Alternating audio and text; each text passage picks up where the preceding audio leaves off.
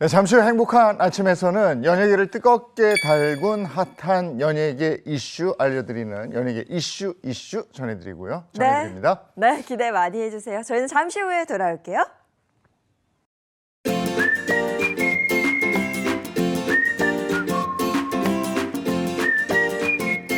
안녕하십니까. 행복한 아침 이재웅입니다. 안녕하세요, 장예인입니다. 오늘은 11월 6일 수요일이고요. 오늘도 매우 쌀쌀합니다. 옷 두툼하게 입으셔야 되겠고요. 오늘 연예계 소식 준비되어 있는데 김종국 씨가 웬만한 절약왕도 명함을 못 내밀 정도의 절약왕이라고 그러는데 이것 때문에 대통령 표창을 받았답니다. 이것이 뭔지 연예 뉴스 저희가 전해드릴게요. 네, 그리고 52억 4천만 원의 펜트하우스가 내 집이 된다면 얼마나 좋을까요? 그런데 이 펜트하우스 때문에 숨겨진 가정사, 이 뜻밖의 가정사를 공개하게 된 한 스타가 있다고 합니다.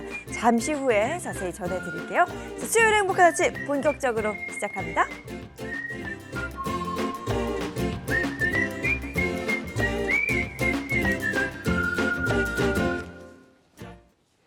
화제 이슈를 발빠르게 전해드리는 모닝 브리핑부터 시작하겠습니다. 김성환 시사평론가와 함께합니다. 어서 오세요. 네, 안녕하세요.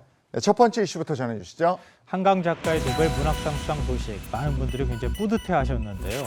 그런데 한국 학생들의 문해력 수준은 위험 수준이다, 이런 얘기들이 나오고 있는 상황입니다. 근데 이런 가운데 서울시 교육청이 이틀 전부터 관내 초중교 학생 9만 4천여 명을 대상으로 문해력 수리력 진단 검사를 실시하고 있다고 합니다. 올해는 지난해보다도 검사 대상자가 2배 이상 늘었다고 하는데 그만큼 문해력 비상이 걸렸다는 건가요? 네, 그렇습니다. 좀 학생들이 지금 어느 상태인지 확인할 필요가 있다, 이렇게 볼 수 있을 것 같은데요. 최근 한국교원단체 총연합회가 조사하면서 문해력이 부족한 학생 때문에 당황한 사례가 있느냐 교사들에게 물었다고 합니다. 한 교사가 족보가 뭐냐 이렇게 물었더니 학생이 족발보쌈 세트 아니냐 이런 답을 하기도 했다고 합니다. 또 두발 자유와 관련 토론을 하는데 두 발을 두 다리로 이해한 학생도 있었다고 합니다. 야, 이 단어의 뜻을 또 모르고 질문하는 학생들도 있다면서요. 네, 한 학생이 교사에게 물었답니다. 우리나라에 곰이 그렇게 많나요? 근데 곰이 그렇게 많은지 물을 수가 없잖아요. 현실이 그렇지가 않으니까요. 근데 알고 보니까요, 진짜 곰을 사용해 곰탕을 끓인 줄 알고 이런 질문을 한 경우도 있었다고 하고요. 가로등은 세로로 서 있는데 왜 가로등이냐, 이런 질문을 받은 교사도 있었다고 합니다. 이번 조사에 응한 교사의 절반 이상이 수업 중에 10%가 넘는 학생이 도움 없이는 교과서를 이해하지 못하는 수준이다, 이렇게 심각성을 전하기도 했습니다. 네. 이번 검사 결과 다음 달 나올 예정이라고 하는데요. 지난해 검사에서는 한 30% 정도의 학생이 문해력 위험 경계 수준으로 나타났거든요. 그러니까 이번 조사 결과에서는 어떤 결과가 나올지 좀 지켜봐야 될 것 같습니다. 네. 그런데 이게 학생들만의 문제가 아니죠. 요즘에는 그 성인들의 문해력도 좀 심각한 단계라면서요. MZ세대 문해력 굉장히 많이 논란이 됐었잖아요. 지난달 한글날을 맞아서 직장인 909명을 대상으로 현대인 문해력 수준에 대한 조사를 한 적이 있는데요. 90%가 현대인들의 문해력 수준이 낮아졌다, 이렇게 응답을 했다고 합니다. 이 한자에 익숙하지 않은 2030 세대가 사회에 진출하면서 기존 세대와 마찰도 잦아지고 있는데요. 일반 회사에서 쓰이는 구두, 반려, 품의, 송부 같은 단어를 전혀 이해하지 못해서 성인 대상 문해력 과외를 받는 젊은 직장인들도 있다고 합니다. 그런데 최근에 조금 다른 움직임도 생겨나고 있는데요. 요즘 청년들 사이에서 의식적으로 활자를 가까이 하려고 하는 움직임을 보이면서 독서 필사 열풍이 또 불기도 하고 있고요. MZ세대들 사이에서 읽는 것은 멋지다라는 말에 텍스트 힙이란 말이 화제가 되고 있기도 합니다. 그러니까 조금 달라질 수도 있겠다, 이런 생각이 듭니다. 문해력도 그렇고 그 읽기를 할 때 띄어 읽기를 잘 못해서 문장 자체가 이상해지는 경우도 제가 좀 봤거든요. 지속적으로 관심을 가질 필요가 있을 것 같습니다. 자, 다음 이슈 전해주시죠. 일명 미용의 성지로 불리는 서울 강남구의 피부과 진료의원 5곳 가운데 3곳이 소아 두드러기 같은 피부 질환 진료를 하지 않는 것으로 나타나서 논란이 되고 있습니다. 피부과 같은 데서 기본적인 피부과 질환 진료를 하지 않는다. 이거 참 큰일이군요. 동아일보 보도에 따르면요, 지난달 말에 서울 강남구의 피부과 의원 440여 곳을 기자들이 일일이 연락을 취하면서 조사를 했던 모양입니다. 근데 만 3세 자녀의 두드러기 진료가 가능한지 물었는데요. 의원의 한 57%가량이 진료를 할 수 없습니다. 이렇게 답을 했다고 합니다. 이 두드러기는 뭐 저도 마찬가지지만 가장 기본적인 피부 질환이라고도 할 수 있잖아요. 그러니까 이걸 진료하지 않는다라고 하는 얘기는 달리 말하면 돈 되는 미용 진료만 한다. 이런 뜻으로 해석될 수 있습니다. 피부과 진료를 하는 의원에서 피부과 질환인 두드러기를 치료하지 않는다. 이거는 법적으로 진료 거부에 해당하는 거 아닌가요? 근데 사실은 이제 우리가 사회적으로 인식이 많이 바뀌어서 강남 피부과에서 이 일반적인 뭐 피부 질환이나 이런 거 진료할 수 있다고 생각하시는 분들이 많지는 않을 것 같은데요. 다만 급한 경우가 생길 수 있잖아요. 강남에서도 아이를 키우고 사는 사람들이 많으니까요. 그러니까 이럴 경우에 급하면 피부과를 달려갈 수 있는데 피부과에서 우리 그런 진료하지 않습니다. 이렇게 말을 한다면 이거 진료 거부에 해당될 수 있지 않을까 생각하시는 분들도 있을 것 같은데요. 그렇지 않다고 합니다. 보건복지부 관계자의 설명에 따르면요. 피부 질환을 진료하기 위해 필요한 전문 장비나 약품이 없는 것은 법적으로 진료를 거절할 수 있는 정당한 사유에 해당되기 때문에 진료 거부로 보기 어렵다고 합니다. 그 제 생각에는 그 피부과 의사가 진짜 피부과 의사가 아닐 거예요. 다른 과하고 그냥 요즘에 피부과로 이렇게 그쵸, 써 있는 의원으로 데가 해서. 많아요. 그러니까 그런 데 아닌가 싶은데 이렇게 되면 정작 아픈 환자들은 어디 가야 됩니까? 그러니까 의사들이 소위 돈 되는 진료과, 피부과, 성형외과로 이렇게 몰리게 된다면 필수 의료를 담당하는 의사들이 부족해지지 않겠습니까? 당연히 그렇다고 하면 이런 피부과나 이런 데 갈 수가 없고 또 피부과 중에서 아이들의 진료를 보는 곳으로 갈 수밖에 없는 상황이고요. 소아청소년과를 갈 수도 있잖아요. 근데 최근에 소아청소년과도 의사들이 지금 떠나고 있는 상황이지 않습니까? 달리 마땅한 대책이 없는 상황이라고도 볼 수 있는데요. 어찌 보면 이거는 근본적인 의료 체계의 문제일 수도 있습니다. 왜냐하면요. 오늘 동아일보가 사설에서도 이 부분을 지적을 했는데요. 의사가 필러를 2명에게 시술하면 아픈 아이 7, 80명을 종일 진료하는 수익과 맞먹는다고 합니다. 그러니까 돈을 벌기 위해서는 이런 걸 안 하는 거죠. 그냥 돈 되는 필러나 이런 것들을 하게 될 수밖에 없는 건데요. 근데 피부과가 그냥 미용숍으로 전락하는 현실, 이걸 바꾸기 위해서는 필수 진료 의료 수가를 높여줘서 의사들이 정말 진료를 해서 수입이 남을 수 있도록 하는 구조를 만들어야 될 필요가 있다. 이렇게 동아일보 사설에서도 지적하기도 했습니다. 그리고 또 의사 스스로가 그런 어떤 사명감보다도 돈만 쫓는 그 장사꾼 같은 의사가 되려는 네. 이런 거 버려야 되겠지 않나요? 뭐 그런 생각도 들고요. 자, 다음 이슈 전해 듣겠습니다. 된장, 간장, 고추장이 없다면 무슨 맛으로 밥을 먹을까요? 뭐 너무 당연한 질문일 것 같은데요. 이 콩을 발효해서 된장과 간장을 만들어 먹는 우리의 장당부기 문화가 유네스코 인류 문화유산에 등재될 것으로 보입니다. 이에 따라서 K소스라고 요즘 환영받고 있는 된장, 간장, 고추장 등을 수출하는 국내 기업들의 기대감도 커지고 있다는 소식입니다. 네, 장담극이 문화가 인류 무형문화유산에 등재될 가능성이 크다. 이렇게 돼 있는 거죠. 네, 거의 확실시된다. 네. 제가 이렇게 장담을 해도 될 것 같은데요. 어제 국가유산청이 한국의 장단극이 문화가 유네스코 무형유산위원회 산하평가기구에서 등재 권고 판정을 받았다 이렇게 밝혔는데요. 유네스코 평가기구의 설명은 이렇습니다. 장류는 밥, 김치와 함께 한국 식단의 핵심으로 한국의 정체성을 반영하며 가족 구성원 간의 연대를 촉진하고 장담극이 전통은 이와 관련된 문화적 관습을 탄생시켰다.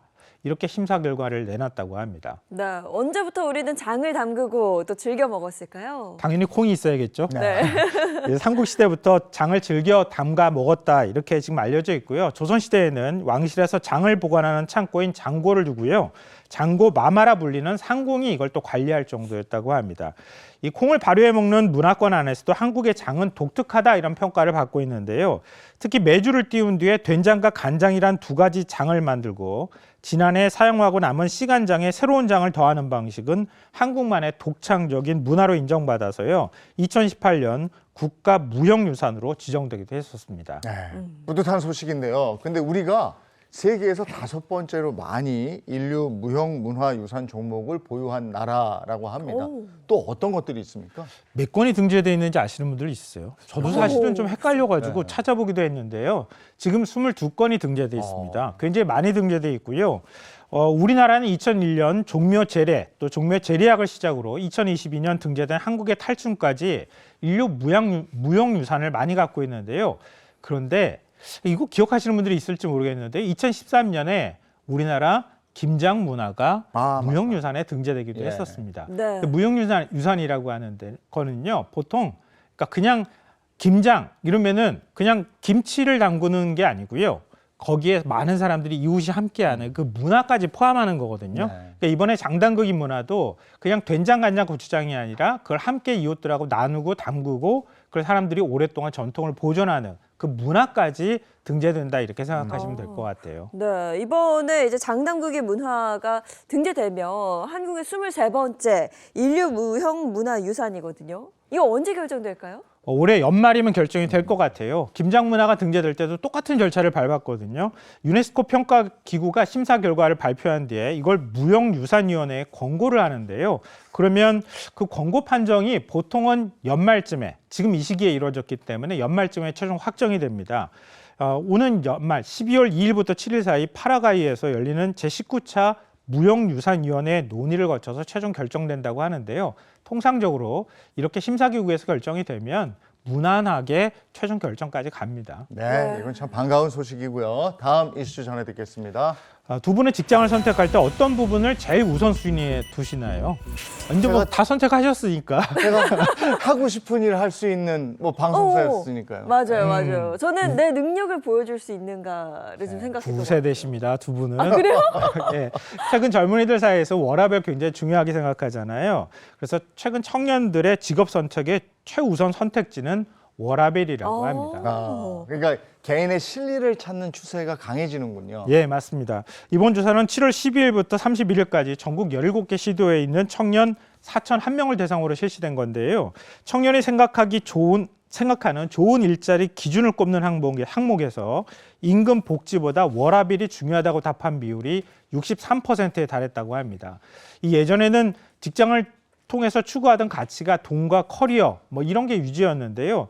이제는 나의 삶이 더 소중하다 이런 인식이 확산하고 있다 이런 얘기입니다. 네, 워라밸이라는 게 그 워크 라이프 밸런스, 그러니까 일과 생활의 밸런스를 맞출 수 있는가 이 부분인데 워라밸을 중시하는 청년층이 바라는 복지 제도가 혹시 따로 있을까요? 저 같은 세대들 9세대들은요. 과거에 직장을 선택하는 기준이라고 하면 돈 많이 주고 월급 많이 주는 게 제일 좋잖아요. 그다음에 병원비, 경조사비, 뭐 대출 지원 뭐 이런 거 따지게 되는 거잖아요. 그런데 최근에 직장인들, 그러니까 청년 세대들 같은 경우에는요, 그러니까 꼭 필요한 복지 제도에 대해서도 인식이 달랐다고 합니다. 특별휴가, 유연근무, 재택근무 이런 순서로 꼽았다 그래요. 그러니까 돈을 받는 것도 중요하긴 하지만 나의 시간을 많이 쓸 수 있는 좀 유연근무를 할 수 있고 자유롭게 내가 시간을 활용할 수 있는 그런 복지를 원합니다. 이런 얘기가 되는 거거든요.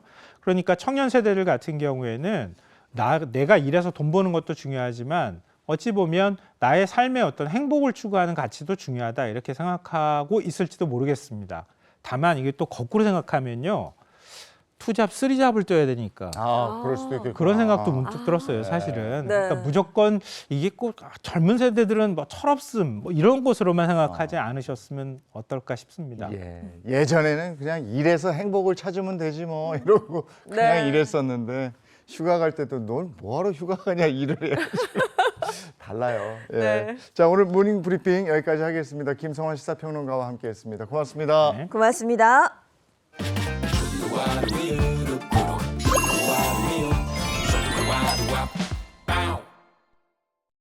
이제 단풍도 아마 이번 주가 끝물이 아닐까 싶은데 그래서 여행 가고 싶어 하시는 분들도 많은데 유명한 여행지 가다 보면 이게 자연 풍광을 보고 싶은데 네. 사람 뒤통수만 보고 그냥 오는 경우가 많아요. 맞아요. 그래서 뭔가 아쉽기도 하고요. 아마 많은 분들이 어디 좋은 여행지 없을까 고민하실 것 같은데요. 그래서 준비했습니다. 답답한 일상 속에서 벗어나 자연에서 힐링하는 촌캉스. 인기 굉장히 많잖아요. 자, 이번 주말은 2030을 위한 힐링 여행지, 테마 여행지, 농촌 테마의 촌캉스 떠나보는 건 어떨까요? 영상 함께 보시죠. 백제의 고도 부여가 국화 향기로 가득 찼습니다. 가을 향기 머금은 꽃 향기에 취해 형형색색 아름다움에 반해 전국 각지에서 수십만 명이 찾아왔는데요. 올해 부여 국화꽃 축제는 부여의 랜드마크인 백제 문화단지를 비롯해 왕궁, 탑 등 다양한 국화 조형물이 전시됐습니다. 볼거리 넘치는 축제 현장에도 뭔가 부족하다는 관광객들. 국화들을 각종 형상으로 꾸며놓은 게 인상 깊고 축제만 즐기고 있습니다. 그래서 조금 더 새롭게 농촌을 더 가까이 즐길 수 있도록 계절별, 테마별 여행 프로그램을 만들어 운영하는 지자체들이 있다고 하는데요. 오늘은 솔잎 향기를 따라 부여 고추골솔 바람 마을을 찾았습니다. 이렇게 여기서 웰컴 티하고 이제 솔잎 와플 간단히 먹고 동네 얘기를 하고요. 고추골솔 바람 마을을 찾은 2030 여행자들. 어떠세요? 첫 인상은? 한번 인상 한마디씩만. 평화로운 느낌. 네, 평화로워요. 되게 여기를 편안하게 생각해요. 여기를 복치열이라고 뻥이 이렇게 알 품고 있는 데라고 합니다. 오늘 촌캉스의 테마는 잊고 살았던 나를 만나는 여행이라고 하는데요. 200년이 넘은 소나무 숲길을 따라 산책하고 명상하다 보면 자연스레 몸과 마음이 치유된다고 하네요. 부여에 살고 있긴 한데 맨날 일만 하고 사실 부여 사람은 또 아니거든요. 내려와서 살고 있는 거라서 부여니까 즐길 수 있는 프로그램이 뭐 없을까 하던 차에 소개를 받게 되어서 참여하게 됐습니다.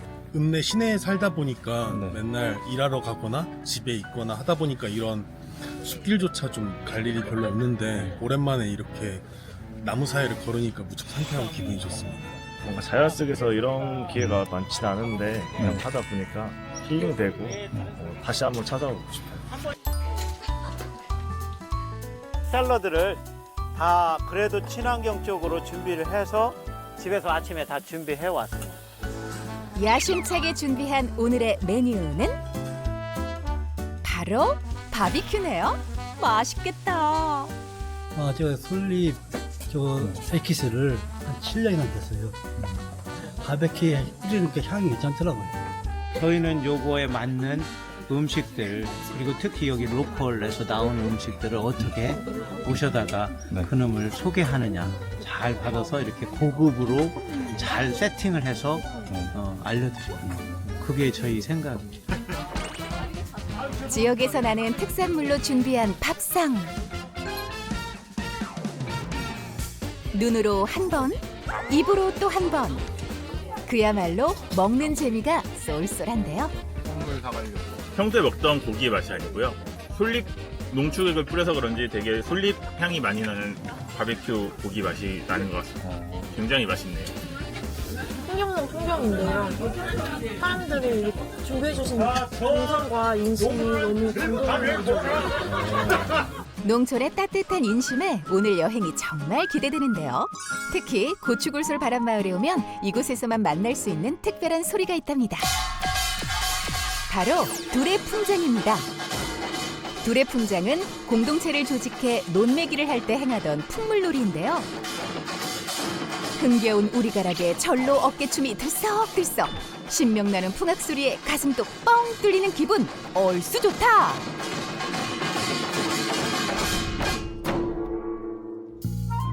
옛날 농악이에요.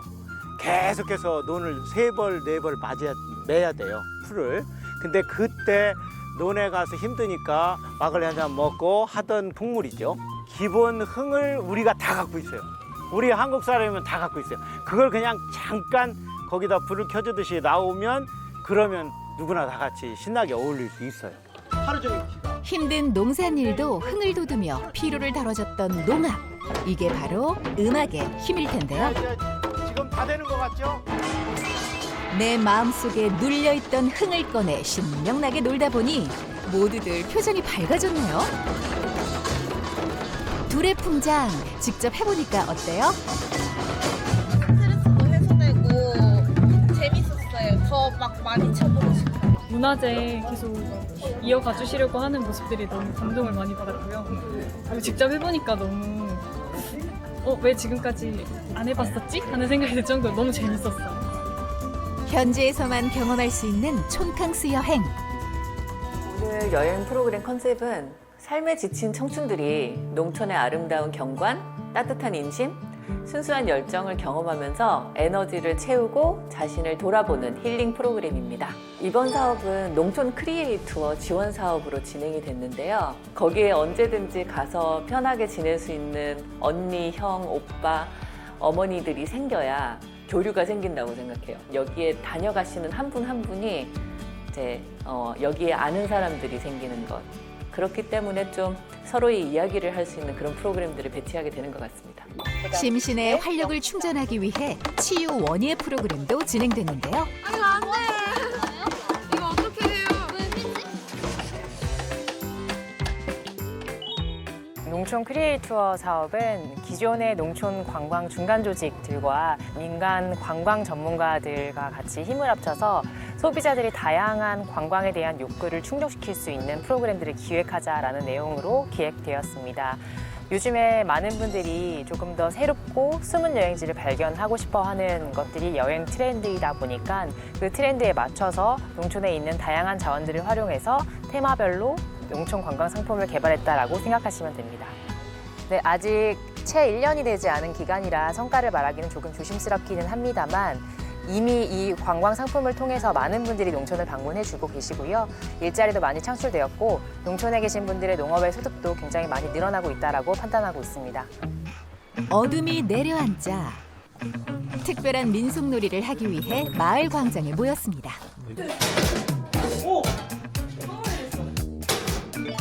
어른들에겐 추억의 쥐불놀이지만 2030에겐 색다른 놀이문화인데요.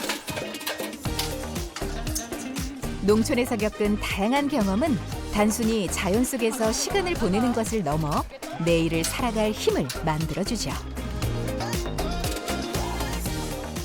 저 같은 경우는 어릴 때 쥐불놀이를 해봤는데 25년 만에 다시 해보니까 감회가 새롭고 추억이 좀 되살아나는 것 같아서 너무 재밌었습니다. 바쁜 일상 속에 잃었던 나를 되찾아가는 시간을 가져보기로 했는데요. 나의 가장 젊은 이때를 보내고 싶은지, 그리고 2달 뒤에 내가 새해를 맞았을 때 또 어떤 것들을 새로 시작하고 싶은지 그런 것들을 좀 적어보는 시간이에요. 참가객들에게 오늘은 어떤 여행으로 기억될까요? 프로그램적으로도 활동만으로도 재밌었는데 그 과정적으로 무언가 서로의 가치관이나 그런 부분을 좀 들어볼 기회가 생겨서 그 부분에서도 무언가 서로 더 참가자들끼리의 유대감을 쌓기에 정말 좋지 않았을까 좀 생각을 합니다. 때로는 신나게, 때로는 고요히 지역 깊숙이 들어가 자연 속에서 치유받는 촌캉스 여행에서 잊고 지냈던 나를 다시 만나보는 건 어떨까요?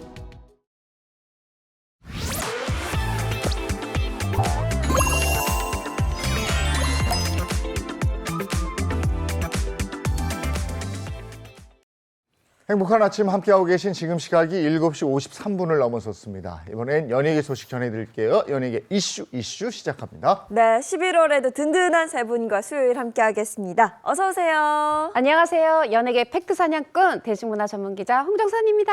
네, 안녕하세요. 미남 전문기자 최정아입니다. 트레이닝복이 가장 잘 어울리는 박은영 씨 어서 오세요. 네, 오늘도 아주 예쁜 핑크 트레이닝을 준비를 해봤습니다. 이번 주 핫한 연예계 뉴스 궁금하시다면요. 바로 이 연예계 덕후에게 물어보세요. 오늘도 발빠르게 전하겠습니다. 박은영입니다. 네, 준비된 연예계 이슈 첫 소식부터 가죠. 네, 연예계 이슈 첫 번째 소식은요. 조금 부러운 소식으로 한번 시작을 해보겠습니다. 바로 히트 작사가의 저작권료인데요. 한때 저작권료 1위를 했던 그런 작사가의 가사에 그 비결이 담긴 사진 한 장으로 한번 시작을 해보도록 하겠습니다. 이 사진을 보시면요. 바로 여기 가사가 너무 쓰기 싫을 때 중1 수학을 풀다 차라리 가사를 쓰지라고 하게 됨이라고 이렇게 적혀 있거든요.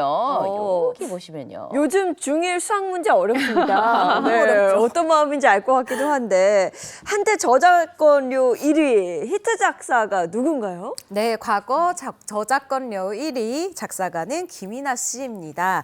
요즘 예능 프로그램을 통해서도 얼굴을 많이 비추고 있어서 김이나라는 세 글자를 들으면 이름이 얼굴이 딱 떠오르는 분들 많으실 것 같은데요.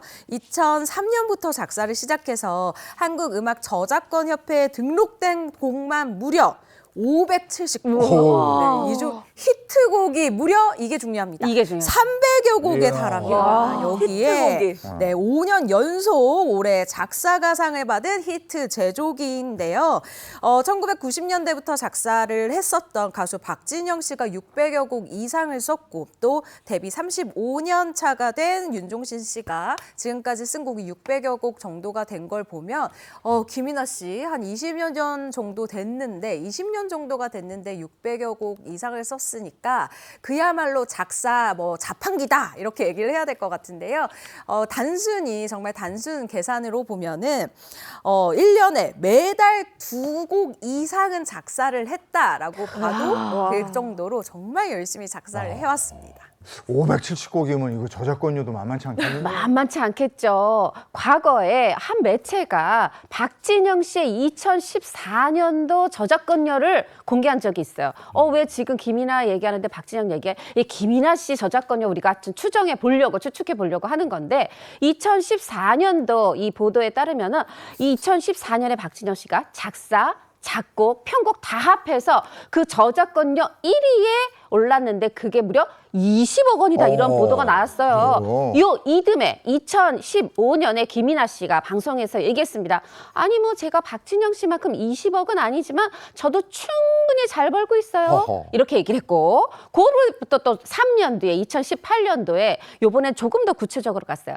제가 이 수입을 숫자로 말씀드릴 수는 없는데 정말 원 없이 효도할 만큼은 벌고 있습니다. 이렇게 솔직하게 얘기했는데 이렇게 원 없이 효도할 만큼 많이 번다는 김이나 씨지만 그 첫 저작권료는 6만 원이었다고 합니다.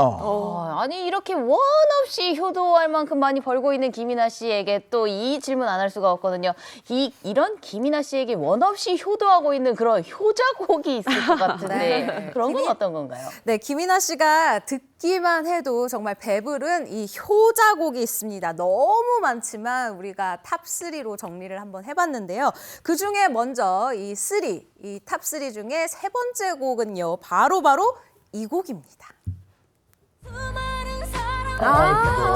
익숙한 목소리가 나오고 있죠. 너무 좋죠, 이거. 네, 듣고 계신 이 노래는 바로요. 가수 이선희 씨의 그중에 그대를 만나인데요. 이선희 씨의 데뷔 30주년 기념 앨범 타이틀곡입니다. 발표를 하자마자 음원 차트 1위를 휩쓸었고 이선희 씨도 이 곡에 대한 애정이 남달랐어요. 이 곡에 대해서 이렇게 설명을 했었는데요. 이 곡 덕분에 이 어린 친구들이 날 많이 알게 됐다. 해외에서도 많은 분들이 팬클럽에 들어오고 그런 놀라운 일들을 이 노래가 가져왔다라는 애정을 밝히기도 했습니다. 이 가사가 굉장히 아름다운 곡인데요. 너무 이 곡의 아름답죠. 작사가 김이나 씨였군요. 그러면 탑2와 탑1 어떤 곡인지도 궁금한데요? 네, 저는 아직 효도를 하지 못하는 효놈에 속하는데요. 듣기만 해도 배부른 이 효자곡 탑2 바로 이 곡입니다. 이건 이명웅 씨예요. 네. 영웅 그중에 제일은 이명웅입니다. 이 이명웅 씨의 이제 나만 믿어요인데요. 발표한 지 4년이 넘었어요. 아직도 신곡 같은 그런 푸릇푸릇한 이 노래인데 이 아직도요. 실제로 음원 사이트 11월 5일 기준입니다. 탑 100 중에 28위를 기록하며 인기곡의 면모를 보여주고 있습니다. 이 곡으로 저작권료가 얼마나 들어오는지 너무 궁금하잖아요. 김이나 씨한테 물어봤더니 한 방송에서요. 말없이 엄지를 탁 들어 올렸다고 합니다. 너무 부럽네요. 말이 필요 없는 거죠. 요 네. 행동 하나면 네. 끄덕끄덕 할 것 같습니다. 근데 문득 궁금한 게 이 곡 작사할 때 어디서 영감을 좀 받았을까요?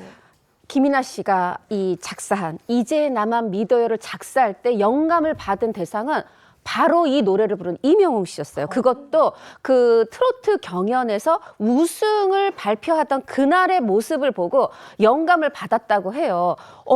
이게 무슨 얘기일까? 김이나 씨가 직접 얘기한 건데 기쁜 일이 생겼을 때 얄궂게도 거기에 마음껏 웃지는 못할 일들이 더 있었던 건 아닐까? 항상 임영웅의 인생은 그런 식이어서 어떤 세상에 짓궂은 장난 같은 그런 것을 치를 때 분해하거나 울거나 이러기보다 오히려 이렇게 쓸쓸한 미소를 지었던 게 아닐까? 이런 상상을, 본인이 이런 상상을 했다고 해요. 그러면서 본인이 임영웅은 이렇게 늘 인생에서 오랜 막 이렇게 자꾸 장난 같은, 그러니까 좋지 않은 일이죠. 이런 걸 당할 때 울기보다 분하기보다 이렇게 쓸쓸하게 웃었구나. 요거를 작사를 딱 했고 그래서 나온 가사 제가 그대로 읽어드릴게요. 요 가사가 뭐냐면 이 세상은 우리를 두르고 오랜 장난을 했고 우린 속지 않은 거야. 요 가사가 나온 거고 본인도 이제 나만 믿어요 중에서 바로 요 가사가 제일 좋다 이렇게 꼽고 있습니다. 확실히 요즘에는 발라드보다도 트로트 쪽에서 저작권 용어가 많이 나오겠어요.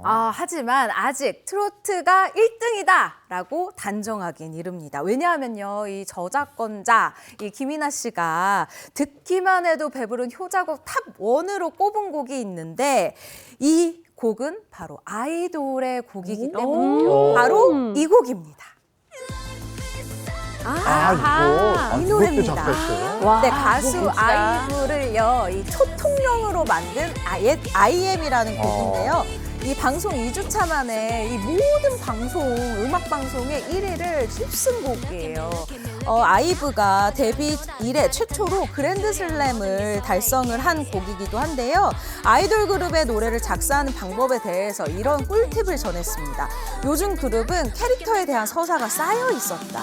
아이브는 나르시시즘, 그러니까 내가 최고야 라는 이런 캐릭터를 표방하고 있었는데 가사 중에 나는 누군가의 Dreams Come True 라는 이런 컨셉으로 작사를 했다고 해요. 그런데 이런 컨셉이 회사에서 조금 너무 세다라는 의견으로 이 작사를 처음에 좀 재고해주세요. 다시 써주세요. 라는 의견을 냈다라는 거예요.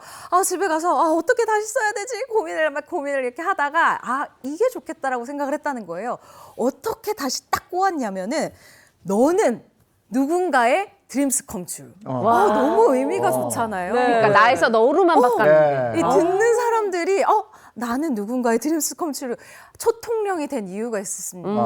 가사가 너무 좋았던 거예요. 네, 근데 이 정도면 뭐 가요계에서 너도 나도 김이나 씨에게 자꾸 작사를 맡길 것 같은데 비용이 상당할 것 같은데요? 일단 김이나 씨에게 곡을 의뢰하는 비용이요, 과거입니다. 과거에 알려진 비용이 곡당 150에서 200이었다고 하는데요. 지금은 시간이 꽤 지났으니까 이것보다는 많이 올랐을 것 같다라는 생각이 드네요. 생각보다 많이 올랐더라요. 이거 옛날이죠? 아니에요. 지금 많이 올랐습니다. 많이 올랐어요. 예전에? 네. 이거는 조선시대 때예요. 그러니까 조선시대 때. 현재 가격은 알려드릴 수 없다는 정도로 하면 좋을 것 같네요. 그런데 이렇게 발라드 거기다가 트로트 거기다 아이돌 가수의 노래까지 섭렵을 한 그런 작사가 김이나 씨인데요. 그런데 제가 알고 있기로는 이 작사가기 이전에는 작사와 무관했던 일을 했다고 그러던데요. 네, 맞습니다. 원래 회사원이었어요. 저 같은 회사원이었어요. 그런데 한 달에 저작권료를 이렇게 6억 원을 번 적이 있는 스타 작곡가 이 김영석 씨에 의해서 작사가의 길을 밟게 됐다고 합니다.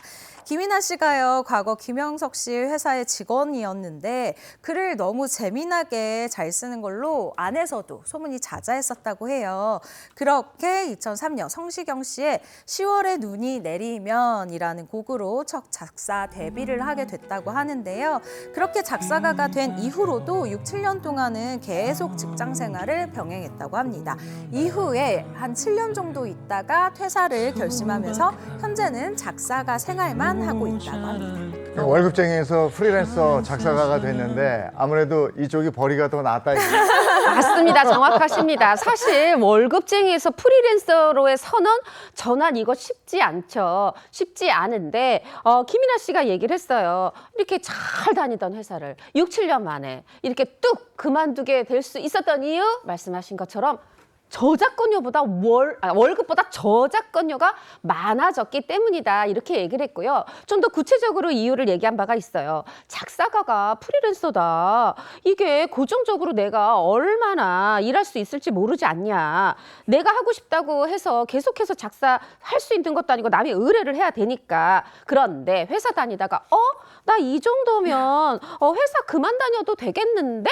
딱 요 느낌이 올 때 그만뒀다. 이렇게 프리랜서로 완전히 전향할 수 있었던 배경을 밝힌 적이 있어요. 네, 김민아 씨는 작사가로서 내가 잘하고 있는지 좀 헷갈릴 때, 그럴 때 이제 가왕 조용필 씨를 떠올린다고 하죠. 아니 그러니까 이선희 씨, 이명웅 씨 거기다가 아이돌 아이브를 넘어서 조용필의 노래 걷고 싶다도 또 김이나 씨가 쓴 거더라고요. 그래서 이게 왜 김이나 씨한테 중요하냐면 너무 안 써지고 나 이제 그만둬야 되는 거 아니야, 나 왜 이렇게 글 못 쓰지 할 때 이 생각을 한다고 합니다. 뭐냐면 조용필 씨가 별명이 수정마왕인데 뭐냐면 이게 유명해요. 조용필 씨는 발음할 때 그 단어의 발음도 중요하고 다음 단어로 넘어가는 이 연음까지 다 생각해서 작사가한테도 고쳐달라고 그러고 본인이 직접 다 고친다고 그래요. 작사가 입장에서 내 거 봤는데 빨간 펜 쫙쫙 그리고 또 막 바뀌어 있어.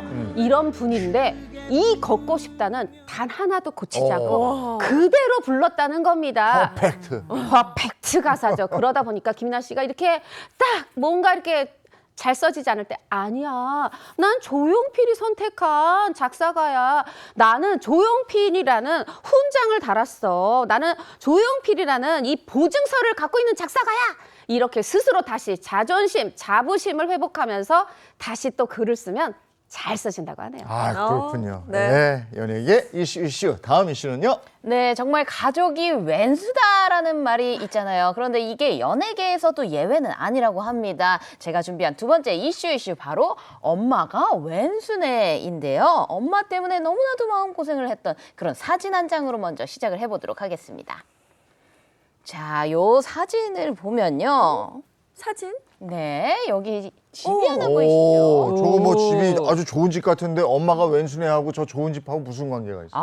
언뜻 보면요, 이게 전혀 관계가 없어 보이지만요, 사실 이 의리의리한 집이요, 실마리가 돼가지고 바로 배우 한소희 씨 모녀의 숨겨진 과거가 드러났다고 합니다. 아니, 한소희 씨 모녀의 숨겨진 과거요? 방금 의리의리한 멋진 집이 나왔는데 그 집과 한소희 씨 모녀 어떤 연관이 있는 거죠? 네, 이 집 이야기 전에 일단 한소희 씨가 이야기하고 싶지 않았을 법한 이 과거 이야기부터 참 이야기를 해야 될 것 같습니다. 한소희 씨 소속사에서요, 이야기를 했는데 한소희 씨의 어머니 영향으로 초등학교 재입학 당시 1년을 유예하며 나이가 잘못 기록되었다라고 밝혔습니다. 한소희 씨가 초등학교 재입학을 하면서 1년을 유예할 수밖에 없었던 속사정 어머니의 이 과거 사기 혐의 때문이었습니다. 사실 우리가 알고 있는 그런 한소희 씨는 1994년생인데 그렇다면 1994년생이 아니란 얘기인데 더욱더 놀라운 거는 그 이유가 바로 그 속사정이 어머니의 사기 혐의 때문이었다. 이런 말인가요? 맞습니다. 한소희 씨가 초등학교 4학년 때 강원도 원주에 살고 있었나 봐요. 그런데 이때 그 엄마의 이 사기 혐의, 이 지명수배 이런 게 내려지면서 뭐 강제적으로 이 울산으로 이 전학을 가게 된 거야. 근데 전학을 갔다고 할 수도 없어요. 학교만 옮긴 거지 실제로는 학교에 다닐 수 있는 사정이 안 돼서 1년 동안 그냥 집에서 시간을 혼자 보냈던 거예요. 그러다가 어머니가 구속이 되고서야 다시 강원도 원주로 와서 초등학교 4학년 입학을 하게 된 거예요. 그러면서 이제 1994년생들하고 동급생이 되어서 이제 학교를 다니게 됐는데 실제로는 한 살 많은 1993년생이었던 거죠. 야, 이런 얘기 들어보면 그 어린 나이에 이 마음이 어땠을까 싶은데 상처가. 아이 앞길 막는 어머니 얘기는 들어봤어도 심해요. 일단 뜻하지 않게 1년이라는 이 시간 동안 학업을 중단을 하게 됐잖아요. 이 보통 또래들과는 다른 이 유년 시절을 보내게 된 건데 이 한소희 씨가 재입학한 초등학교 4학년 때부터 94년생들과 동급생들과 함께 지낸 거예요. 이후에 아무래도 94년생들과 지금까지 현재까지 계속해서 친구로 지냈었기 때문에 이후 이 나이 94년생이라는 나이가 연예계 데뷔할 때까지 아무래도 이 사회 나이가 됐고 이 우리가 뭐 얘기할 때 빠른 년생, 뭐 학교 나이, 뭐 사회 나이 뭐 이런 이야기를 하잖아요. 있잖아요. 그래서 아마도 제 생각에는 이 연예계 데뷔할 때도 이 학교 나이를 그대로 나이로 쓴 것 같아요. 그래서 속이려고 하는 의도가 있었다기보다는 워낙 어렸을 때부터 이 나이를 썼기 때문에 그대로 이 나이를 가져가지 않았을까라는 생각이 들고 있습니다. 네. 근데 이 일이 사실 어머니 때문에 발생한 너무 아픈 과거잖아요. 한소희 씨 입장에서는 좀 알려지는 게 좀 꺼려졌을 텐데 어떻게 알려지게 된 거죠? 그러니까 사실은 파헤쳐졌다라고 뭐 저는 말을 하고 싶은데 한소희 씨 그리고 어머니의 이 숨겨진 과거 같은 경우에는 한 누리꾼이 앞서 소개한 이 한소희 씨 집에 이 부동산 등기부 등본을 떼보면서 시작이 됐습니다. 아니, 그런 것까지 떼보나요? 이게 네. 등기부등본이 본인 외에도 뗄 수가 있는 건가요? 네, 이렇게 물어보시는 분들이 많아요. 그런데 사실 이게 인터넷을 통해서요. 700원만 내면 아주 모두 쉽게 열람이 가능합니다. 이 부동산 등기부 등본은요. 집주인이 아니어도 누구나 쉽게 이 조회가 가능하고요. 인터넷을 통해서 제가 방금 말씀드린 것처럼 정말 뭐 700원만 있으면 열람이 가능하고 제가 알기로는 1,200원만 있으면 이게 뭐 뽑을 수도 있거든요. 이 집주인은 그리고 열람한 사람이 누구인지 뭐 알 수도 없는 그런 확인할 수도 없는 상황입니다. 한소희 씨의 부동산 이 등기부 등본을 조회한 누리꾼이요. 그리고 커뮤니티에 글까지 올렸어요. 한소희가 이번에 50억 원이 넘는 집을 구매했잖아. 그래서 궁금해서 이 등기부 등본을 떼봤는데 94년생으로 알고 있었는데 나이가 엄청 많네? 라는 글을 게재하면서 한소희 씨가 나이를 속인 게 아니냐라는 의혹을 제기했는데 사실 뭐 엄청 많네라는 글을 쓴 거는 너무 좀 가혹하다라는 생각이 들고요.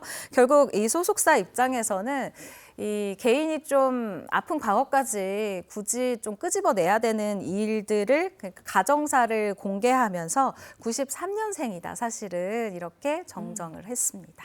그러니까 불필요한 과거가 알려진 건 한소희 씨가 집을 사들이면서인데 이 얼마를 주고 산 거예요? 제가 또 수소문을 해본 바에 의하면요. 이 집이 지난 8월에 거의 52억 4천만 원의 분양을 받은 집인데요. 203제곱미터, 그러니까 약 62평 규모의 펜트하우스입니다. 그런데 이 집이요. 총 8가구가 있는데요. 단 2채만 펜트하우스인 거예요. 거기에다가 그 중에 하나를 분양을 받은 건데 방이 총 4개 그리고 화장실이 3개 거기에다가요 한강이 보이는 뷰에다 루프탑까지 있어서 더욱더 주목을 받고 있었습니다. 근데 분양가가 52억 4천만 원이라면 한소희 씨는 대출을 얼마나 받은 거예요? 네, 일단 보도된 내용에 따라서 말씀을 드릴게요. 일단 9월 30일에 잔금을 치러서 소유권이 이전된 것으로 알려져 있는데요. 채권 최고액이 11억 원의 이 근저당권이 설정된 것으로 나타나 있습니다. 약 10억 원을 빌려서 펜트하우스를 분양받은 것으로 나타나 있네요. 어쨌든 이 집을 사면서 그 본인의 그럼 나이 뭐 이런 게 그 드러나게 밝혀졌죠. 돼버렸어요. 네. 그러면 저 어머니에 대한 얘기를 조금 더 이어가 볼까요? 이번이 4번째예요. 이렇게 공개적으로 알려진 게. 사실 이번에 이 집 샀다가 나이 1살이 실제로 많았어를 넘어서서 초등학교를 이제 1년을 못 다녔어. 재입학해서 거기다 엄마는 지명수배됐어. 이제 이게 알려진 건데 사실은 이게요 4번째입니다. 이전에 3번이 있었는데 이게 또 신기하게 무슨 2년 주기설처럼 일단 2020년에 이 어머니가 갯돈을 가지고 잠적했다. 이게 또 보도가 된 게 첫 번째였고 두 번째는 2년 뒤 2022년인데 조금 이따 최 기자가 다시 더 자세하게 말씀을 드릴 텐데 이때 어머니의 비투 소식이 들려와요. 그리고 다시 2년 뒤 이번 2024년 9월에는 소위 말하는 바지 사장을 내세워서 불법 도박장을 운영했다. 또 이런 사실이 알려지게 됐어요. 이 3가지 사건의 공통점, 남을 속였다, 돈을 빌리고 갚지 않았다, 뭔가 진실하지 못했다, 다 사기 혐의와 관련된 그런 부분이라 너무 안타깝습니다. 네, 한소희 씨는 보니까 이제 2년마다 이렇게 어머니에 대한 구설에 오르는데요. 한소희 씨 어머니는 지인에게 돈을 빌리는 과정에 있어서도 한소희 씨를 담보로도 이용을 했다고 합니다. 네, 지난 2020년입니다. 이 한소희 씨 어머니는요, 엄마 내가 열심히 해서 도와줄게 라고 딸 한소희 씨가 보낸 문자 메시지를 돈을 빌리는 담보로 활용했다라고 보도가 됐습니다. 이 같은 사실은 2020년 한소희 씨 어머니가 한소희 씨를 연대 보증인으로 내세워 돈을 빌렸는데 갚지 못하자 피해자가 한소희 씨에게 대신 갚으라고 민사소송을 제기하면서 이 보도가 되면서 알려지게 됐죠. 이뿐만 아니라 2022년 한소희 씨 어머니가 돈을 빌리는 과정에서 한소희 씨가 미성년자일 때 임의로 통장을 개설해 해당 통장을 한소희 씨 몰래 돈을 빌리는 데 사용했다고 밝혀 충격을 안기기도 했습니다. 한소희 씨에게 글쎄요, 한소희 씨가 사기를 저지른 것이 아니기 때문에 한소희 씨가 죄가 있다면 사실 어머니와 천륜을 끊지 못한 죄라고 할 수 있는데 엄마와의 천륜을 끊으라고 또 대중이 말할 수는 또 없잖아요. 그렇기 때문에 한소희 씨의 고민이 더 깊지 않을까라는 생각이 들기도 합니다. 네, 연예계 이슈. 다음 이슈는요? 네, 여러분들 연예계 이슈 다음 이슈 궁금하시죠? 먼저 영상으로 확인해 보시죠.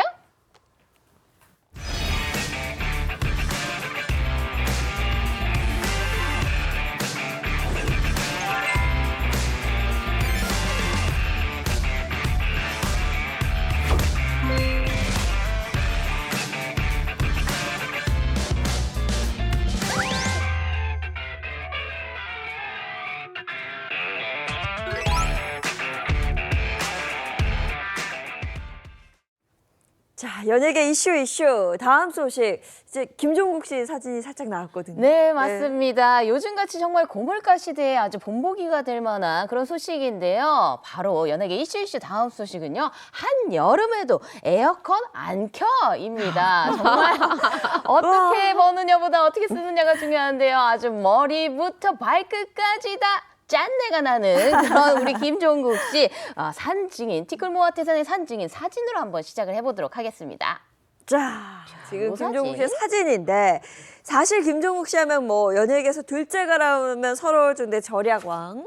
그래서 김염정, 짠내가 난다 이런 얘기를 참 많이 듣는데 최근에 큰 상을 받았다고요. 그럼요. 화장지도 화장실을 깔 때 2칸 이상 쓰면 안 되고 물티슈 2장 썼다 큰일 납니다. 물티슈 손 닦고 바닥까지 닦아야 되는데 이런 어떤 연예계에서 정말 절약하면 따라올 자 없는 김종국 씨가 바로 금융의 날을 맞아서 저축 투자 부분에서 무려 대통령상을 받았는데 이유가 있습니다. 이렇게 방송을 통해서 저축의 중요성을 알리고 금융 지식을 전파한 공로로 대통령상을 받은 겁니다. 그렇게 저축을 많이 합니까? 대통령 표창까지 받을 때. 이 짠내나는 김종국 씨 많이 한 정도가 아니라요. 그냥 다 합니다. 무조건 다 저축입니다. 온리 저축만 하고요. 이 주식이라던가 코인이라던가 이런 재테크는 아예 안 하고요. 덧붙여서요. 이거는 좀 희한한데 땅 집도 없다고 합니다. 이건 좀 이상한데요. 제가 알기로는 그 김종국 씨가 자가가 있는 걸로 알고 있거든요. 진짜요? 아니, 한남동에 자가가 있다고 또 노래를 부르고 다니시더라고요. 한남 자가. 그게 또 진짜 그렇게 있는 줄 돼요? 알았네. 이게 문해력이에요, 문해력. 한남자가 있어. 우리 아까 얘기했는데 문해력. 한남자가 있어. 생각도 못했습니다. 근데 김종국 씨 왜 저축을 하면서 주식이나 코인은 안 하는 거예요? 김종국 씨가 저축에 어떠한 재테크도 하지 않는 이유. 사기를 당했던 경험 때문입니다. 과거에 주변에서 지인이 야 여기다 투자하면은 진짜 수익이 끝내줘 이래서 수십억 원을 투자했는데 이게 사기여서 호로록 날아간 겁니다. 그래서 그때부터 고위험 고수익? 아니 난 그거 싫어. 나는 리스크가 있는 투자는 다시는 절대 하지 않겠다. 이러고 정말 저축만 하고 심지어 땅도 집도 사지 않고 저축만 한답니다. 야, 요즘 보기 드물게 정말 저축만 하는 김종국 씨인데 한 달에 100만 원도 안 쓴다고요? 진짜 저 반성해야 될 것 같습니다. 제가 김종국 씨보다 훨씬 적게 버는데 훨씬 많이 쓰는 것 같은데요. 일단 식비와 생활비 등 모두 다 합쳐서 한 달에 딱 80만 원을 쓰고 있다고 해요. 카드값이 80만 원이라니 너무 충격적인데 그러고 살면서 가장 큰 돈을 쓴 것이 10년 전에 구입한 차라고 합니다. 이 10년 된 차의 주행 거리가 또 4만 킬로미터라고 하는데요. 주변에서는 10년 탔으면 형 좀 바꿔요 차 이렇게 얘기하는데 김종국 씨가 갖고 싶은 차도 없고 별로 쓰임도 없다. 나 그냥 스케줄 다닐 때 그냥 매니저가 운전해주는 차면 된다라고 하면서 자신의 개인차 계속 쓸 생각임을 밝히기도 했습니다. 야, 자동차 주행 거리가 10년을 탔는데 이게 4만 킬로라고요. 저는 지금 10년을 탔는데 14만이 넘어가요. 아니 이 정도면 그냥 평소에 택시를 타고 다니는 게 아닌가 의심이 되는데요. 택시? 아닙니다. 김종국 씨 휴대전화에는요, 애초에 택시 앱조차 없다 그래요. 그리고 그 유명했던 터보 3집대까지 버스를 타고 다녔대요. 이게 웬만해서 가려질 이 체구가 아닌데, 그렇게 했고, 최근에는 전기 자전거를 또 타고 다닌대요. 이렇게 돈을 쓰지 않으니까 심지어 세무서에서 전화 왔답니다. 세금 내라고? 아니죠. 돈 좀 쓰세요라고 세무서에서 전화가 올 정도라고 합니다. 세무사가 그랬을 거예요. 이게 그죠? 증빙이 없어요. 이렇게 되면 세금 더 많이 다 내셔야 돼요. 그렇죠. 이렇게. 많이 버는데 안 네. 쓰면 그게 세금이 다 얼마예요. 맞아. 그죠? 예, 제가 이렇게 뭐 영상 같은 거 보면 그냥 헬스장만 체육관만 다니시는 것 같은데, 근데 김종국 씨는 스스로 나는 짠돌이가 아니야 이렇게 생각을 하신다면서요? 그렇습니다. 김종국 씨는요, 굉장히 또 억울해하기도 하는데요. 스스로 이 짠돌이의 이미지에 대해서 방송에 출연해서 이렇게 얘기를 했습니다. 나는 짠돌이가 아니라 다른 사람들보다 필요한 게 적을 뿐이다. 틀린 게 아니라 다른 거다라고 강조를 했는데요. 원하는 거에 있어서는 나 쓸 줄 안다. 나 사치할 줄 아는 남자다라고 강조를 하기도 했습니다. 그럼 도대체 이 김종국 씨는 어디에 사치를 하느냐 한번 알아봤는데요. 똑같은 이 반바지 있죠. 그 체육관 입고 가는 바로 그 반바지. 그 무릎 정도까지 오는 그 반바지 있지 않습니까? 마음에 드는 걸 발견하면 똑같은 거를 10장씩 산다고. 그게 사치예요? 그게 사치라고 합니다. 김종국 씨가? 예, 그렇습니다. 아니 김종국 씨도 한여름에도 에어컨 안 켜는 걸로 유명한데 이번 여름 더웠잖아요. 아, 그러니까요. 이번 여름은 켰겠지. 아니, 그러니까요. 아니, 이번 여름에 정말 이 기록적인 열대야, 무더위가 극성이었잖아요. 그런데 단 한 번도 켜지 않았다고 그래요. 김종국 씨가 얘기합니다. 아니, 이렇게 잘 때는 다 벗고 이렇게 이불 덮지 않고 선풍기 틀어놓고 있으면 심지어 살짝 추워. 그런데 이게요, 올해만 틀지 않은 게 아니라 세상에 2022년도 예능에서요, 이 후배들이 집에 우르르 온 거예요. 그랬더니 딱 에어컨을 켜면서 나 사실 지난해부터 2년 만에 처음 튼 거예요. 그러니까 사람이 오지 않으면 틀지를 않나 봐. 아니 그 정도면은 그렇게 열대야에 살고 있는 타잔이 아닐까 한번 의심을 해볼 수 있을 것 같은데, 이거 김종국 씨만 혼자 이 체감 온도가 다른 거 아닐까요? 그러니까요. 근데 뭐 더울 때 에어컨까지는 알겠어요. 근데 추울 때는 못 난방을 참겠죠. 해야죠. 여러분, 대통령 표창은 아무나 받는 게 아닙니다. 이 김종국 씨 왈 이렇게 얘기합니다. 전기장판도 사치다. 난방비를 아끼기 위해서는 집에서도 이 패딩을 입어야 한다라고 얘기를 하는데요. 이 투철한 절약 정신을 알 수 있는 부분입니다. 여기에 덧붙여서요, 이 겨울에 집안 온도는 항상 24도로 맞춰 놓는다고.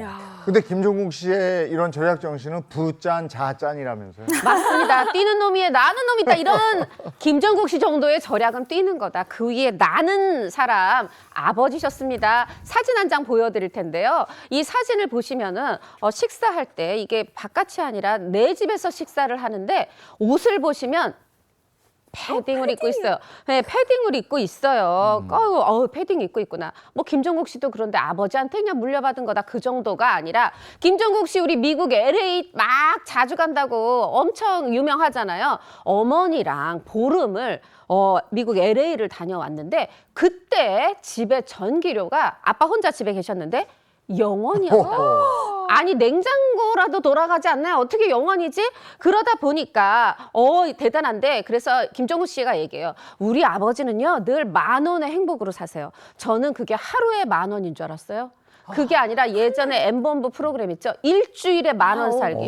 일주일을 10,000원으로 사신답니다. 와. 아니 그런데 저는 기자님 이야기를 듣다 보니 살짝 LA 여행 이야기가 나왔었거든요. 그런데 이렇게 LA 여행을 어머님과 보름 동안 가는 게 바로 숨겨진 아내 때문이다라는 소문이 있던데, 그 소문 사실인가요? 이 소문 굉장히 물어보는 분들 제 주변에도 많습니다. LA 이야기가 나올 때마다 이 강제 결혼설의 주인공이 되기도 하는데요. 미국 LA에 이미 숨겨둔 아이와 아내가 있다. 김종국, 이 숨겨둔 이 아이가 있다라는 소문인데요. 이 설의 출처, 이 김종국 씨의 절친 차태현 씨 입에서 나왔기 때문에 더욱 그럴듯하게 받아들여집니다.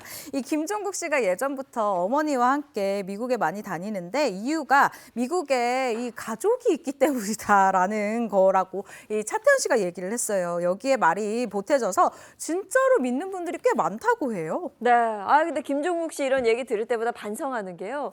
김종국 씨도 이렇게 사는데 내가 뭘 하고, 내가 뭘 하고 이렇게 시원시원하게 쓸까, 뭐 이런 생각이 듭니다.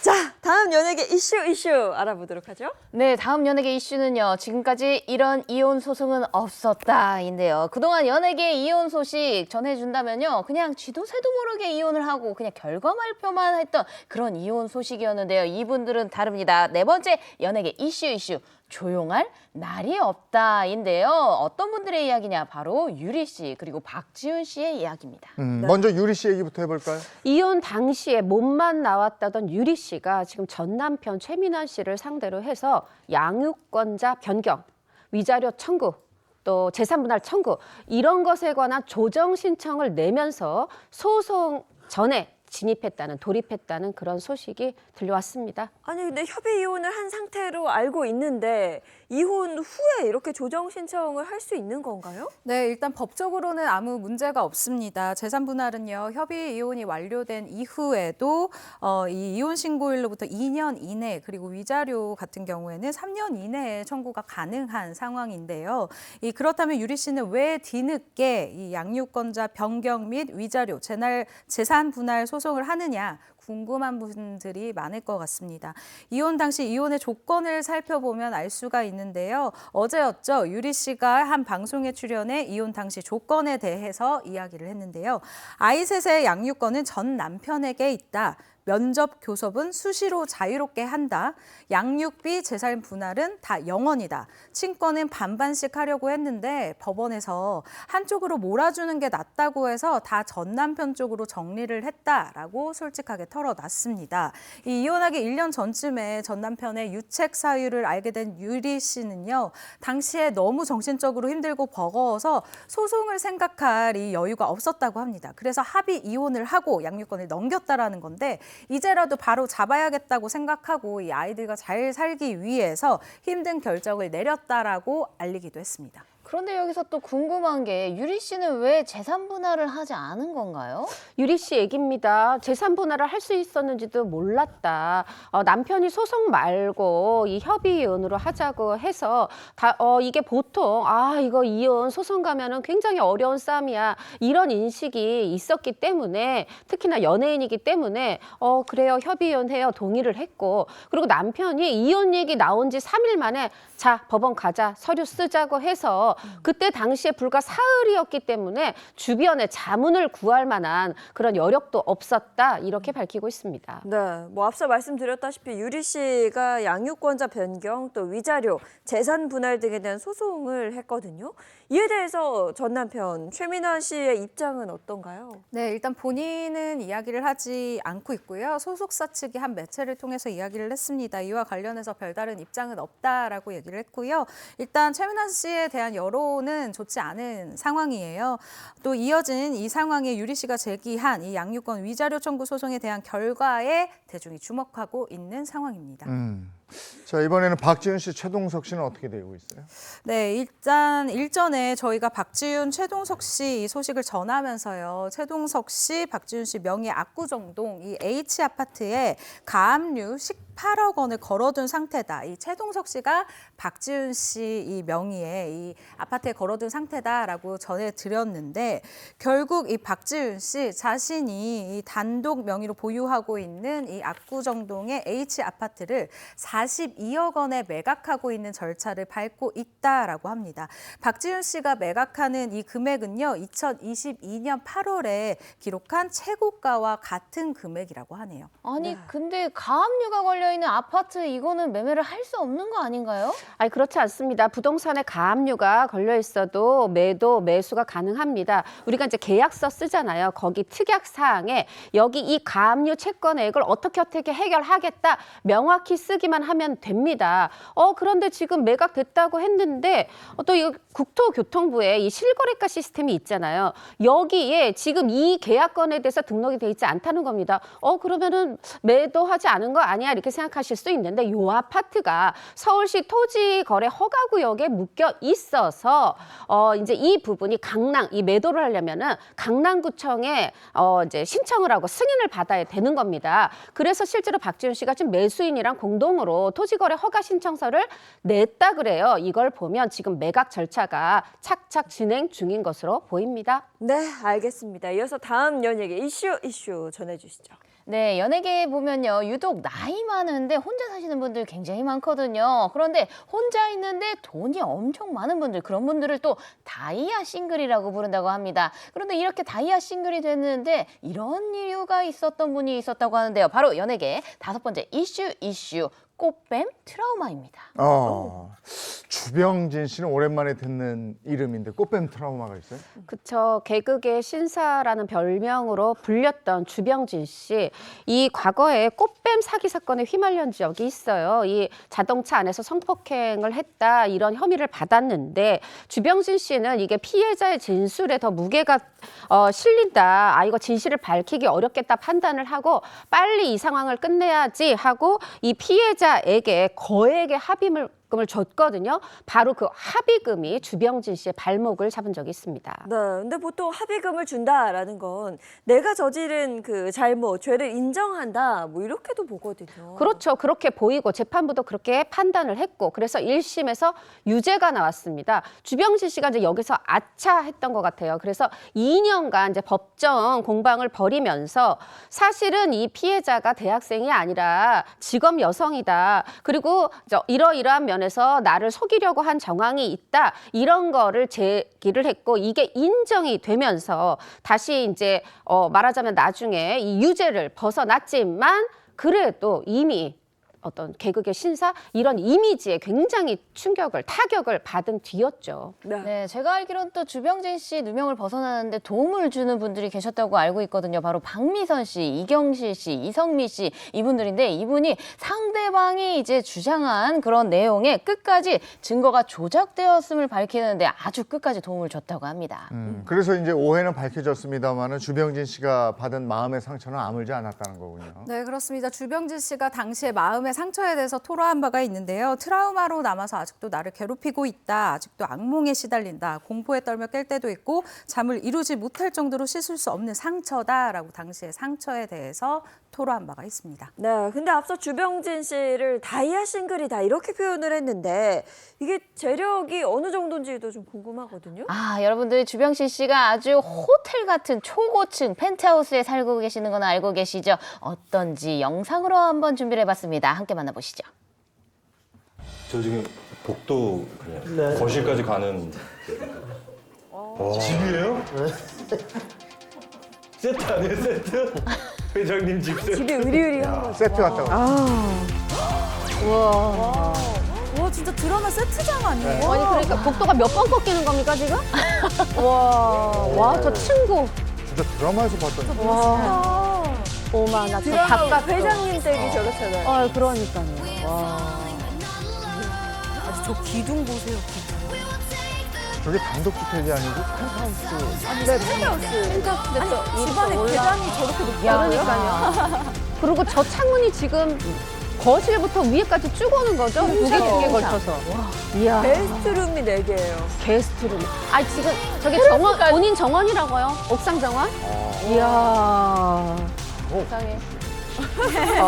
와, 살지는 못해도 놀러라도 가보고 싶네요. 네. 와, 너무 멋있다. 주병진 씨가요, 이렇게 의리의리한 집을 꾸며놓고, 당연히 침대, 욕조 이건 기본이고, 아내가 쓸 화장대, 또 애기 나오는 애기 신발, 이런 것까지 준비를 해놨다는 거예요. 그런데 이렇게 어떻게 보면은 혼수는 다 장만을 했지만 단 하나, 내가 사랑법을 모른다. 여기에 함께 살 사람을, 주인을 찾아올 방법을 모른다. 이렇게 얘기한 적이 있어요. 구체적으로는 내가 교과서적으로 공식 비슷한 거는 알고 있다. 근데 어떻게 보면 그만큼 그런 것들조차 준비가 되어 있지 않은 것 같다. 말하자면 내가 결혼도 하고 싶은데 이 꽃뱀 트라우마 때문에 쉽지 않다. 이런 속내를 밝힌 바가 있습니다. 야, 그 집 보니까 처음 가는 사람은 길도 잃어버릴 거예요. 이상형은 어떻게 돼요? 네, 주병진 씨 한 방송에 출연해서 이렇게 얘기를 했는데요. 순한 사람이면서 현모양처 같은 사람이면 좋겠다. 한국형 미인형이면 좋겠다라고 얘기를 했습니다. 연예인으로 따지면 바로 고현정 씨 상이었으면 좋겠다라고 얘기를 하는데요. 과거 주병진 씨가 진행하던 프로그램에 게스트로 고현정 씨가 나왔는데 바로 이런 생각이 들었다는 거예요. 지금도 그렇지만 바로 왕비의 상이라고 생각을 한다라고 이야기를 했습니다. 여기에 추가적으로 이 목소리가 걸쭉했으면 좋겠고 보라색 계열의 옷이 잘 어울렸으면 좋겠다라고 구체적인 이상형을 말했습니다. 아, 너무 구체적인데요. 보라색 계열. 눈이 너무 높았으면 네. 자, 이어서 다음 이슈 만나보겠습니다. 네, 남들과는 다른 엉뚱한 생각을 하는 사람을 보면요. 저 사람 천재일까 혹은 저 사람 바보 아니야? 이런 생각이 들 때가 있는데요. 정말 천재와 바보 한 끗 차이인 것 같습니다. 연예계 이슈 6번째 이슈는요. 천재와 바보 사이입니다. 김종민 씨 보면 천재인지 바보인지 헷갈릴 때가 있어요. 네, 저는 김종민 씨를 보면요. 바보인 척하는 천재다라고 얘기를 하고 싶은데요. 왜냐하면 최근 김종민 씨의 여러분 실체가 드러났기 때문입니다. 이 사람 무서운 사람이에요. 최근에요. 이 멘사 2패 테스트를 했는데 김종민 씨 불합격은 했습니다. 그런데 지금 IQ가요. 107로 나온 은지원 씨, 최진혁 씨보다 높게 나왔어요. 일단 참고로 은지원 씨 100 이하로 나왔고요. 최진혁 씨 105로 나왔습니다. 그간 방송에서 김종민 씨의 그 IQ에 대한 설왕설래가 있었는데 107이라고 이제 증명이 된 거죠. 근데 이 그렇죠? 107이 중요한 이유가 있어요. 왜 이걸 똑똑하다고 하느냐? 물론 107도 훌륭하지만 본인이 이렇게 얘기했어요. 제 이 IQ가요. 닭이나 돌고래보다는 높고 침팬지보다는 낮은 것 같아요. 김종민 씨가 얘기를 했는데 이 돌고래 IQ가 80이거든요. 침팬지가 이게 한 110에서 120 정도로 봐요. 근데 본인 IQ가 딱 그 사이 107. 원래 모든 학문과 이 똑똑함의 시작은 자기 자신을 아는 것부터 시작하는 거잖아요. 와, 김종민 씨 똑똑하네요. 근데 김종민 씨 실제로 만나보면 천재 쪽에 가깝다면서요? 실제 만나본 사람들 천재에 가깝다라고 합니다. 그 스피디한 그 두뇌 회전이 대단하거든요. 일단 과거 한 인터뷰에서요. 평생 바보 연기하다 죽겠다라고 결연한 의지를 드러내기도 했고요. 사람들이 나를 보면서 즐거워하는 게 좋기 때문이다라고 이런 순박한 이야기를 하기도 했습니다. 또 같은 코요태 멤버 신지 씨 역시 김종민은 자신이 관심 있어 하는 분야에 대해서는 똑똑하다. 예를 들면 역사 부분에 대해서는 그 누구보다 똑똑하다라고 찍혀 세우기도 했는데 이 김종민 씨의 바보 연기설에 대해서 이 힘을 실어주기도 했죠. 이 바보 캐릭터에도 또 근데 단점이 있지 않겠어요? 김종민 씨가 얘기한 게 바로 결혼에 대한 우려였어요. 뭐냐면 나 바보로 알고 여자분들이 좋아하지 않으면 어떡해요. 인사드리러 갔는데 예비 장인 장모가 바보인 줄 알면 어떡해요. 걱정을 했는데 최근에 결혼 발표하면서 우리를 모두 놀라게 했잖아요. 무려 11살 연하의 여성과 2년째 열애 중이고요. 이제 결혼도 한답니다. 아유, 김종민 씨. 근데 우리가 보통 바보한테는 바보라고 말을 할 수가 없어요. 맞아요. 똑똑한 걸 알고 있기 때문에 또 그런 캐릭터를 만들 수 있는 게 아닌가 이런 생각도 듭니다. 자, 연예계 이슈 오늘 여기까지 하겠습니다. 고맙습니다. 감사합니다. 자, 날이 정말 부쩍 쌀쌀해졌습니다. 오늘 날씨 어떨까요? 마지연 기상캐스터 나와주세요. 네, 상암동입니다. 어제 갑작스러운 추위에 놀라셨죠? 북서쪽에서 대륙고기압이 확장하며 추위를 몰고 왔는데요. 오늘 서울에서는 첫서리도 관측돼서 농작물 관리 잘 해야겠습니다. 오늘은 어제보다 더 춥습니다. 서울의 아침 기온 4.1도에서 출발했고요. 파주 등 일부 내륙은 무려 영하까지 떨어졌습니다. 오늘 전국 하늘은 대체로 맑겠습니다. 전국적으로 초속 15m 안팎의 강풍이 불 텐데요. 바람 때문에 체감 온도는 더 낮아지겠습니다. 오늘은 낮 기온도 더 낮아집니다. 서울의 한낮 기온 12도, 광주는 14도에 그칠 텐데요. 대부분 지역이 15도 밑에 머물며 종일 쌀쌀하겠습니다. 절기 입동인 내일 이번 추위가 절정에 달합니다. 서울의 아침 기온 2도로 올가을 최저 기온을 경신할 텐데요. 도톰한 겉옷을 착용해서 보온을 잘 해야겠습니다. 네, 가을이 이대로 끝인가 하고 아쉬운 분들 많으실 텐데요. 다행히 이번 추위가 오래 가지는 않겠습니다. 주 후반부터는 다시 날이 풀려서 평년 기온을 회복할 걸로 보입니다. 지금까지 날씨였습니다. 요맘때가 더 추위를 느끼거든요. 네. 근데 다니는 분들 보면 뭐 두툼하게 잘 입으셨고. 네네, 오늘도 마찬가지로 따뜻하게 입으셔야 하고요. 내일은 이제 절기 입동인데 더 추워진다고 하니까 건강관리 잘 하셔야겠습니다. 좋은 하루 보내시고요. 저희는 내일 아침 7시 30분에 돌아올게요. 행복한 아침, 행복한 하루 되십시오. 고맙습니다. 고맙습니다. 즐겨봐, 너의 세상. 플레이 더 넥스트 채널 A.